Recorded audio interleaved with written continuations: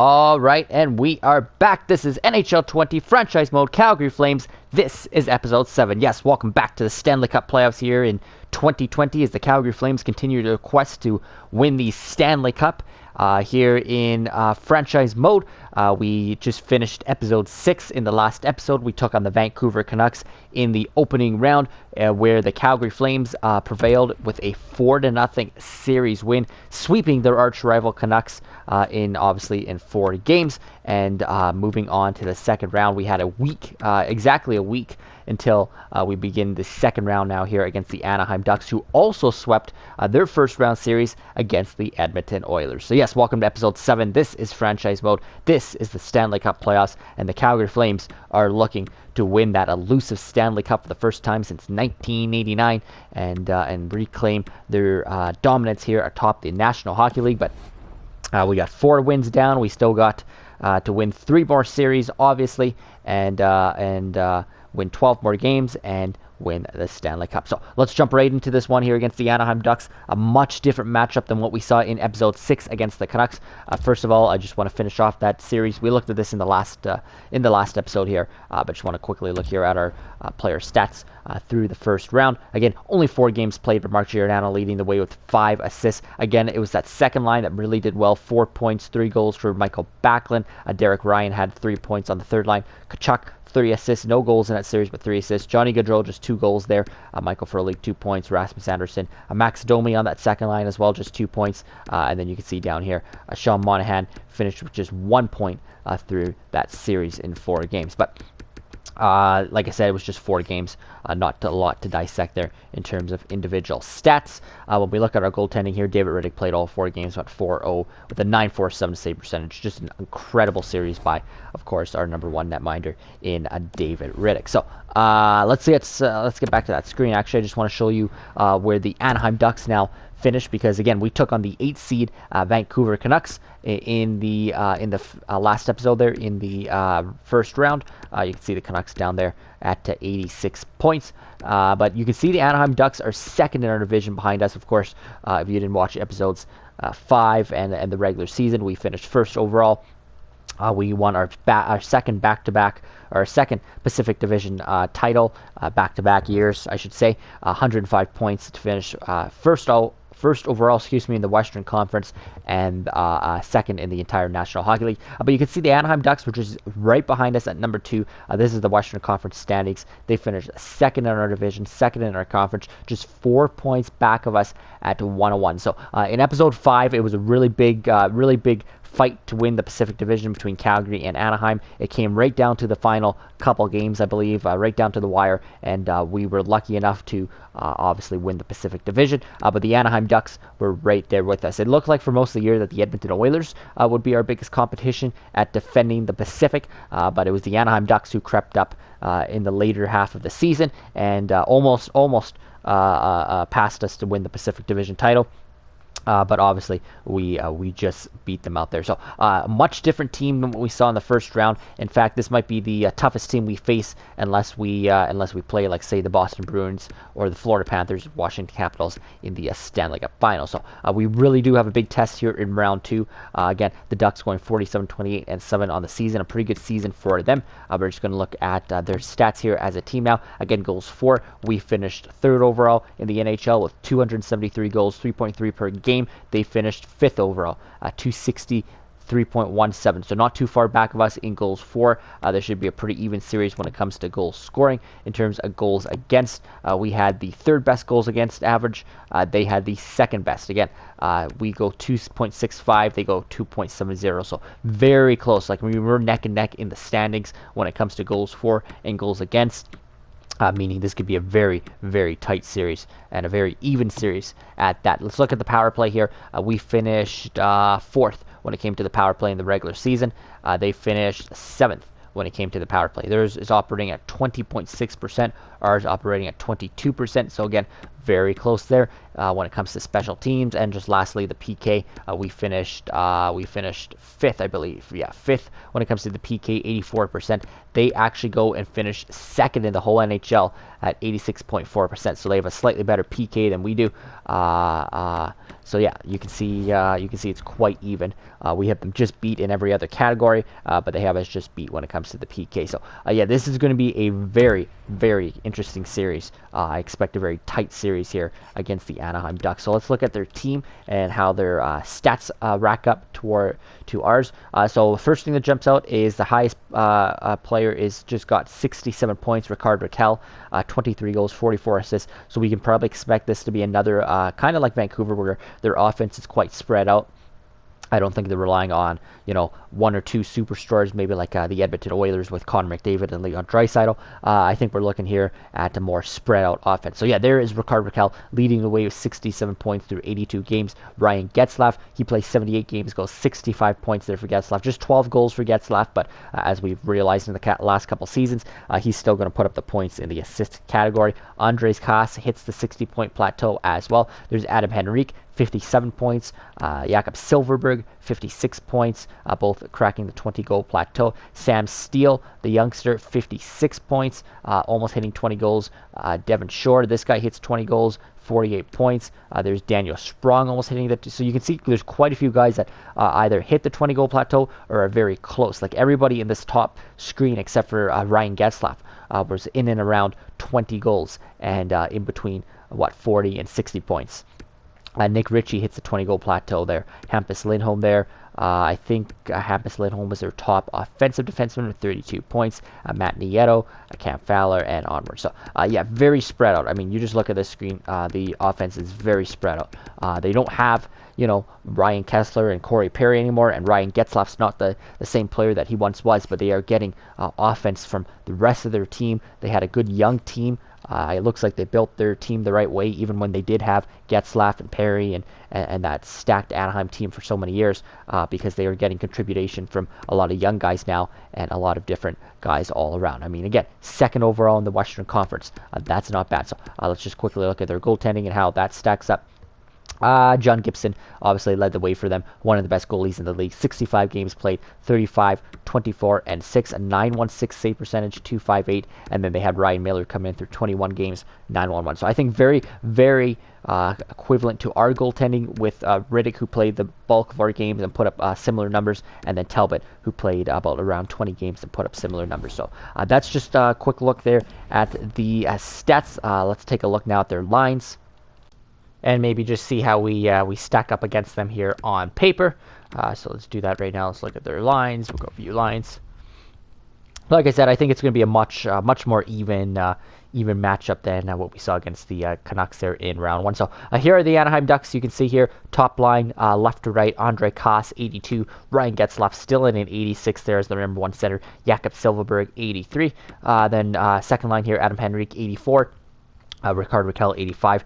Nick Ritchie, 82. So their top six, nothing really, super spectacular. I mean, they're pretty deep down the middle with Getzlaf and Rakell, who are clearly their two best players, leading them in points. Rakell, this line could probably even be ahead of the top line there. Silfverberg, Kass, Ritchie, and Henrique. They're just really good support players, is what it looks like there for them. They're obviously producing as well. So I think they just got really good chemistry here in the top six. Again, ours is a lot more stacked, if you will, our top six in terms of overalls, but for some reason they're just getting the job done here. When we look at the bottom six here, Matt Nieto, Sam Steele in the middle, 81 there, Daniel Sprong, 80. And then Drew Shore, 80, Brian Boyle, 80, and Carter Roundy there, 77. So pretty average bottom six for any team there. Again, ours is probably slightly better, just slightly with Michael Furleek there, but they do have an 81 in Sam Steele on their third line there. So they are pretty good down the middle. When it comes to their defense, Hampus Lindholm, Josh Manson, that's a pretty good top pairing, 85, 84 overall. Cam Fowler and Jacob Larson, they come in at 83 and 79. That's an all right second pairing. Larson's a little bit more of probably a third pairing guy. Yeah, they got him listed as a top six. And then Michael Dezzato and Chris Weidman coming in 78-77. So that's not the strongest defensive core. They do have a pretty good top pairing. But again, we have them definitely beat when it comes comes to defense on paper. But again, they're getting the job done. So, I mean, even though we have them beat, it looks like in every category, when it comes to overalls, they are getting it done. Here's just a quick look at their power play. Getzlaff, Raquel, Henrique, Fowler, and Sprong. Shore, Steele, Ritchie, and Lindholm, and Kass. Again, probably not what you would see out of a power play or out of an elite power play, but again, they're getting the job done when it comes to chemistry. I think that's the key thing with this Anaheim Ducks team. They are just clicking on all cylinders right now. That's why they finished just behind us on the power play, and just behind us in offense, just behind us in goals against, and ahead of us in the PK. When it comes to goaltending, this is probably a huge reason why they finished where they did. John Gibson, 90 overall. So he obviously has us beat in the goaltending department. Reddick, who is an 84, Gibson is a 90. So they definitely have us beat when it comes to the starting goalie. Ryan Miller there, 81, about same as Cam Talbot. I think is Talbot. I believe Talbot's an 81 as well. So we'll just take a quick look at that right now. But yeah, so there's David Reddick, 84. Yeah, there's Talbot, 81. That's what I thought. So obviously they have us beat when it comes to this goaltending department here. But again, probably similar numbers in the regular season. Were the teams with goaltending. There's a look at our forwards. Johnny Gaudreau, Sean Monahan, 90, Elias Lindholm, 86, Domi, 86, 84, 85. So yeah, you can see our top six is a lot more elite than their top six on paper. But again, they're finding ways to get done. Our bottom six, I maybe not as good as I thought. I forgot Mangiapane's a 76, Jankowski, Lucci, Ryan, and Bennett all 79s, and then Frolik an 82. So you know what? I'll call that bottom six pretty even to the way theirs is. Again, it could be different how it's constructed in terms of chemistry, but I think the bottom six are pretty equivalent. Our top six is just a lot more dominant than their top six, again, on paper. That's the key thing here. And, of course, our defensive core definitely blows theirs out of the water. 89 in Giordano, the reigning Norris Trophy winner. 84 Brody, 83 Hamnick, 85 Hannafin, and then even our bottom pairing here of Anderson and Valimaki, 81 and 82 for those two. So, yeah, I mean, I don't know what else to say. I mean, they are neck and neck with us in the standings for a reason. They also swept their first round series in the Pacific Division for a reason. They're a good team. We can't, just looking at their stats on paper or their team on paper, you might not think they would have finished just behind us, 4 points back for first overall in the West and the Pacific, and you might not have think that they would have went and swept a team like Edmonton, who was also a top 3 team in our division, but they did. So they're a really good team right now. Again, they're probably led by their goaltender in John Gibson, who is a 90 overall, but they're getting the job done offensively too. It's not like they're not scoring and they're playing low-scoring games. I mean, we obviously can't go back and look at their series there against Edmonton, but well, I guess we can look at their stats there and see how many goals for and goals against they had. In the playoffs. Yeah, so I mean, they had 15 goals for and 9 goals against. We had 12 goals for. So actually, they outscored us in the first round and 5 goals against. So pretty similar. I mean, not a huge difference when it comes to goals for and goals against. Just looking here, yeah. So we were slightly better in the goals against, which is kind of strange because again, they have John Gibson. But they were slightly ahead of us in goals for. So, yeah, again, that's just what I'm trying to get to is that just proves that on paper, it really doesn't mean much on paper what we're looking at the lines. I just like to look at the lines to see how we match up against teams and how they did in the regular season and what type of players they have. But at the end of the day, it doesn't really matter because you got to look at where they finished, what they've done recently, and that's the fact that they swept their first round division, their first round playoff series against the Oilers, just like we did against the Canucks. So that's that. Let's jump right into this second round series against the Anaheim Ducks. Like I said, The Flames obviously trying to get a deep run here in the playoffs. We swept the Canucks. We won a playoff series, but we have to keep going. We can't be satisfied with that. Obviously, we want to keep going. The goal is, again, to win the Stanley Cup this year, but if not, at least get very deep run. We have to get by the Anaheim Ducks. I think the fact that it is the Anaheim Ducks right now is huge for this franchise and for this organization, because this is a team that has stymied us for the last number of years, the last decade or so, both in the regular season and the playoffs. This is probably, the biggest, our biggest foe that we've faced, in the last, in terms of overcoming a team that we've really struggled with. I've never seen one team struggle with another team so much in such a long period of time, like the Flames have with the Ducks. So, we didn't beat them in 2015. They beat us in, I believe it was 5 games in the second round, and then in 2017 they shut us out and swept us 4-0. So we've only won 1 game against them in the playoffs in the last 2 meetings.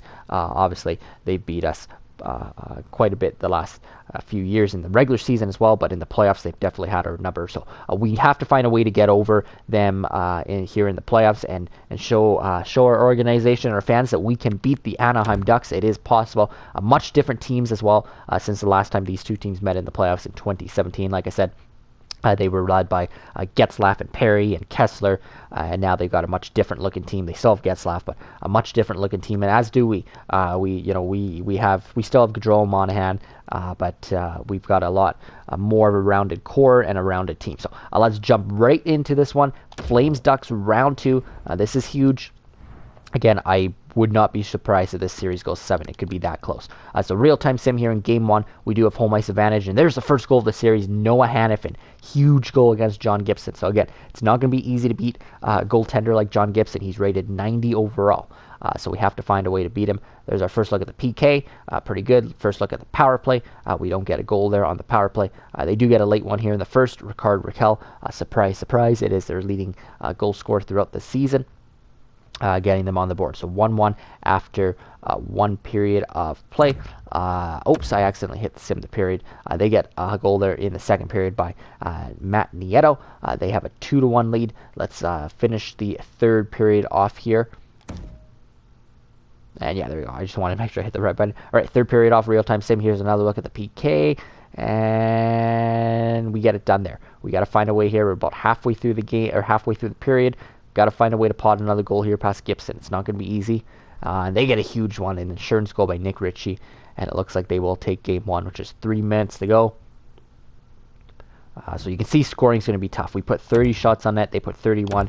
But it is going to be tough against a goalie like John Gibson. So we did jump up to the 1-0 lead from Noah Hannafin, but they shut us down the rest of the way. So this is not going to be an easy series. That's our first loss of the playoffs, obviously, and we got to find a way to be better. So Valimaki, Anderson struggling a little bit on that third pairing.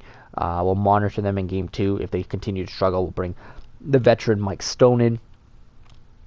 And then I just want to see who led us here by ice time in this one. Brody, Monahan, Giordano, Hannafin. So, yeah, we got to find a way here to get some more pucks past John Gibson. 9:03.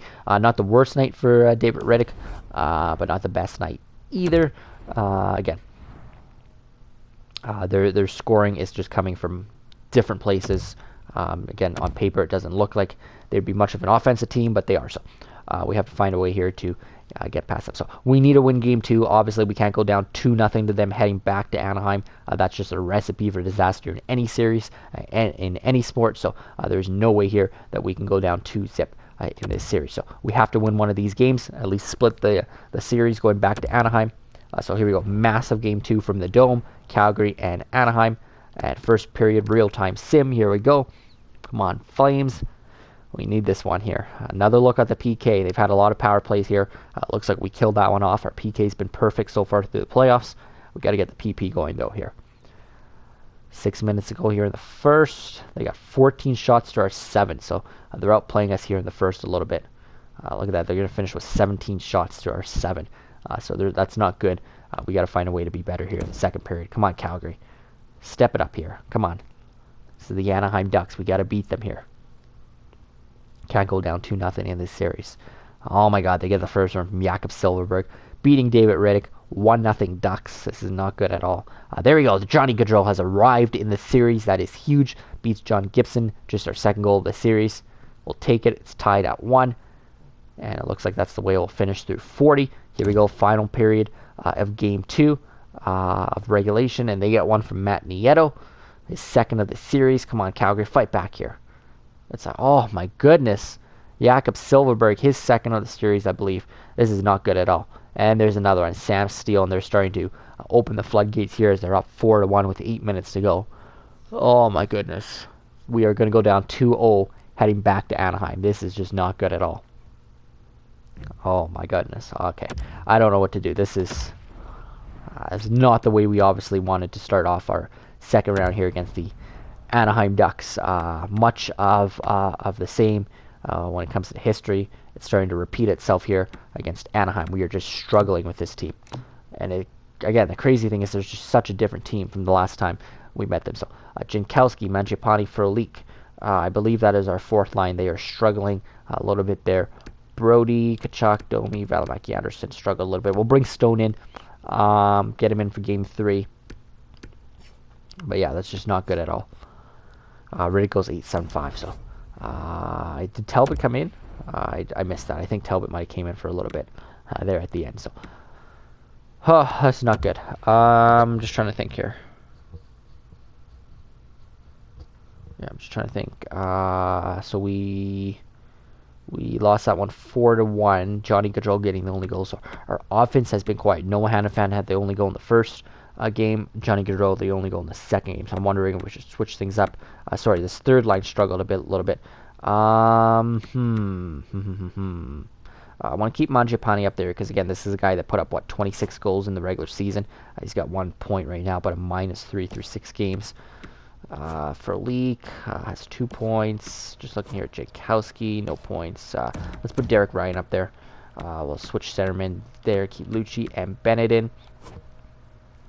Bennett just 1 point through 6 games. Lucci 1 point through 6 games. Yeah, we'll have to kind of keep things like that for now. I wonder, you know what? I wonder if we scratch Lucci and bring in Zarnik.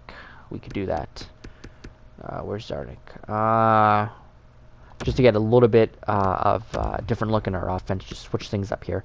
I don't know how physical of a series it's been. Obviously, in real life, I'm probably keeping Milan Lucci in against the Anaheim Ducks.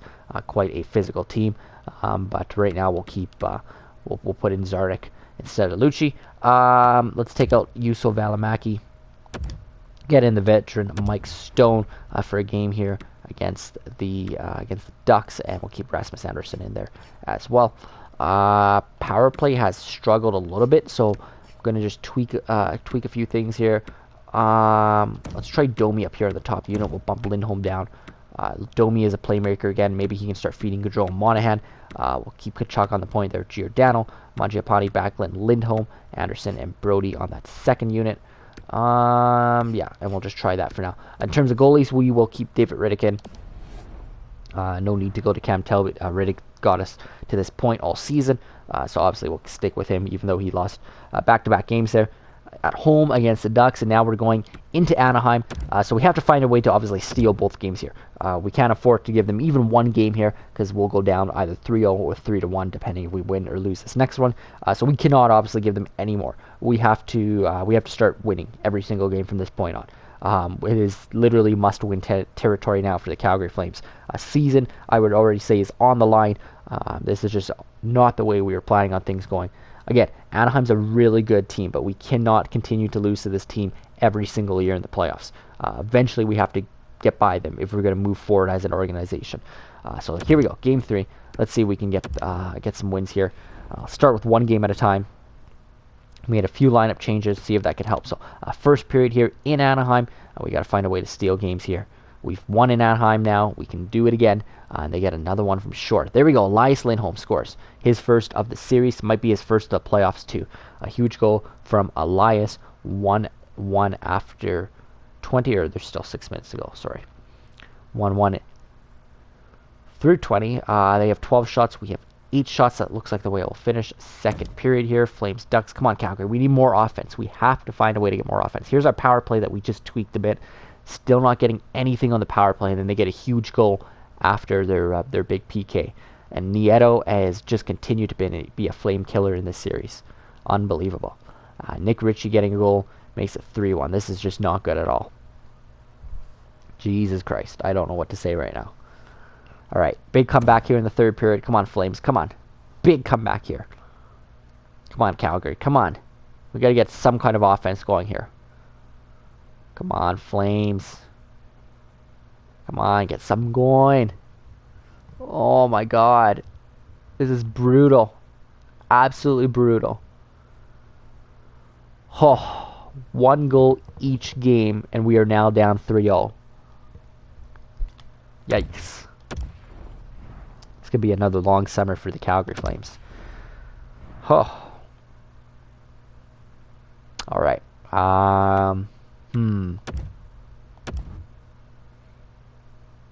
This is not good at all. I'm just trying to think what we can do here.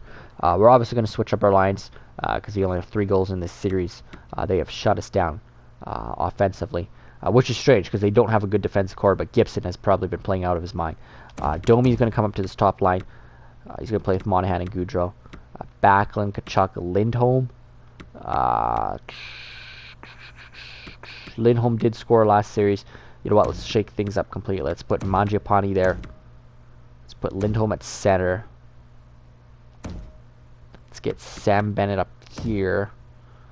We'll bring Milan Lucic back in. I'll take Derek Ryan out. And you go left wing. I'm just completely shaking up the lines here. We got to get something going. So we're going to go 1-2-3 down the middle with Monahan, Backlund, Lindholm. We could even go Domi, but I'm going to put Domi up there with those two. I'll see if we can match, because they're pretty deep down the middle too. See if we can go pretty deep as well down the middle. Maybe that might help us. We'll put Mangiapane up there again. This guy put up 26 goals in the regular season. Maybe he can get something going again with Backlund and Tkachuk. Domi up there, like I said, see if he can click with Monahan and Gaudreau. We're literally against the ropes right now, facing elimination, so we just need anything right now. We will take Stone out, and we will put Valimaki in, and see if we can just get something here. And let's no, you know what? We'll keep Brody there. Chemistry is fine the way it is there. Our power play has done nothing, absolutely nothing in this series. So let's go.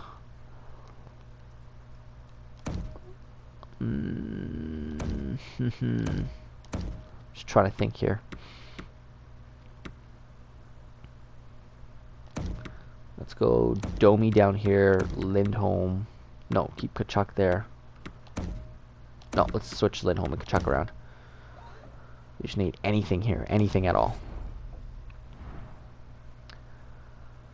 So yes, we are obviously facing elimination here as we head into Game 4. This is it. Our season could be over after this game if we lose. If we win, we obviously move on to Game 5 back in Calgary and try and start a comeback from 3-0 down. But things not looking too good right now for the Calgary Flames, who are in jeopardy of exiting in the second round after just possibly 8 games. But let's hope that it extends here.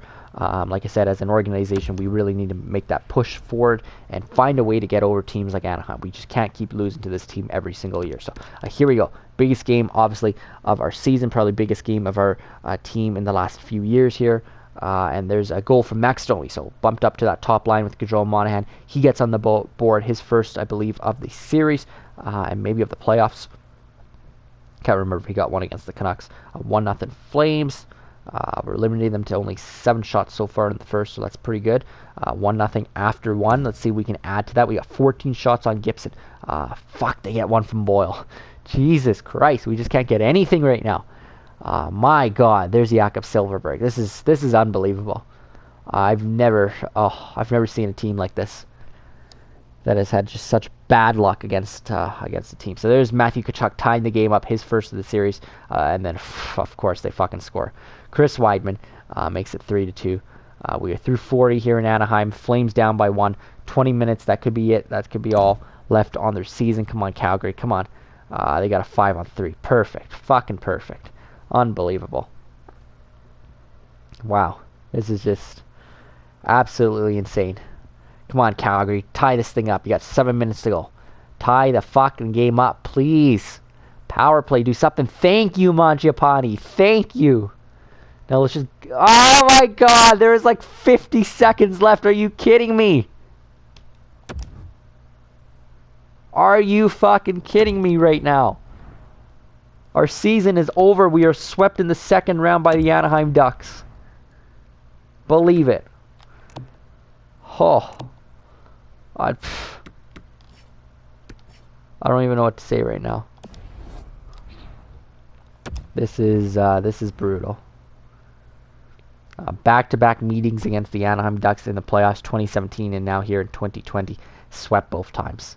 We have not won a playoff game against Anaheim since 2015.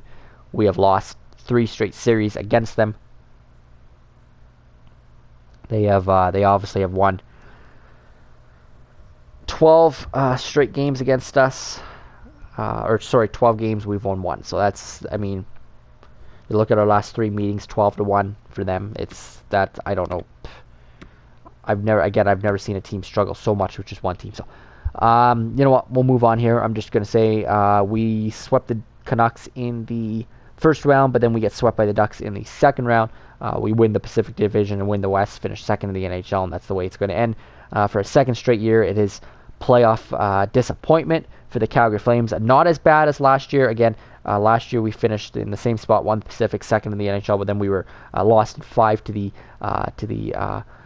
Colorado Avalanche. This time we do win at least a series and win at least 4 games, but then we get swept by the Anaheim Ducks. So, but it's not much better than last year. It is slightly better, but not much better.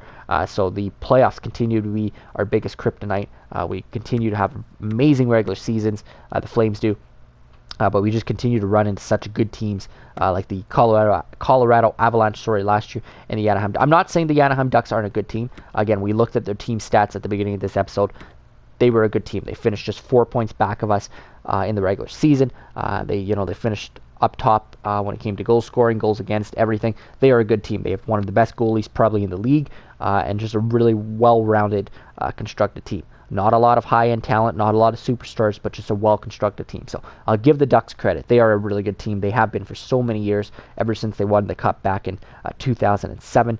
It's been about a decade and a half of just solid Anaheim Ducks teams, and fortunately we have just been on the wrong side of that every single time we meet them in the playoffs, the regular season, you name it. So that will do it for the Calgary Flames 2019-2020 season, and for episode 7 here. If there is a positive that we can take out of this, it's that we get to start the off season now and start constructing our team moving forward. That's always exciting. We will obviously return next year for another solid run at it. But we got a big off season ahead of us because we went out and got a huge piece in Max Domi at the trade deadline, and now we need to continue to build this team. We're still young. We still have a 2-year window now to win the Stanley Cup. Excuse me, but we just got to take advantage of that now. So a big off season ahead for the Calgary Flames. We will start all of that in the next episode. The off season begins. We'll begin with the draft and then get into free agency and constructing our team. So the rest of that will continue in the next episode, episode 8.